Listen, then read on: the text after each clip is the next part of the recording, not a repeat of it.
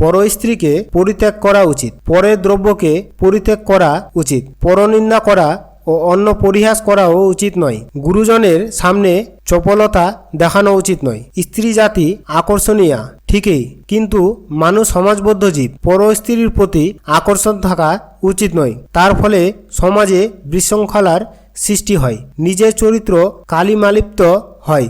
সেই জন্য পর স্ত্রীর প্রতি আকর্ষণ পরিত্যাগ করা উচিত। পরের সম্পদের উপরও লোভ থাকা উচিত নয়। নিজের অর্জিত সম্পদের উপরই অধিকার থাকা উচিত। অন্যের সম্পদের উপর লোভ করলে লোভ ক্রমশ বৃদ্ধি পায়, তা সামলানো কষ্টকর হয়। ফলে পরের সম্পদের উপর লোভ না করে তা মাটির ঢেলা বলেই মনে করতে হয়। আমরা জানি পরচর্চা পরনিন্দা মহাপাপ। অন্যের সম্পর্কে চর্চা করা একটি ব্যাধির মতো। মানুষের উচিত কখনো অন্যের নিন্দা চর্চা না করা।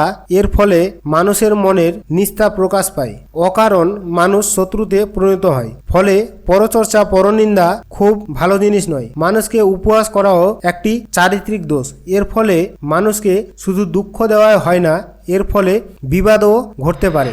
বয়সের বড় ব্যক্তিদের সামনে কখনোই চপলতা দেখানো উচিত নয়। এর ফলে নিজের শিক্ষা রুচির নীচতা প্রকাশ পায়। তার ফলে নিজের পিতামাতাকেও অসম্মান করা হয়। সুতরাং প্রতিটি মানুষেরই উচিত এইসব সামাজিক ব্যাধিগুলি থেকে নিজেদের মুক্ত রাখা।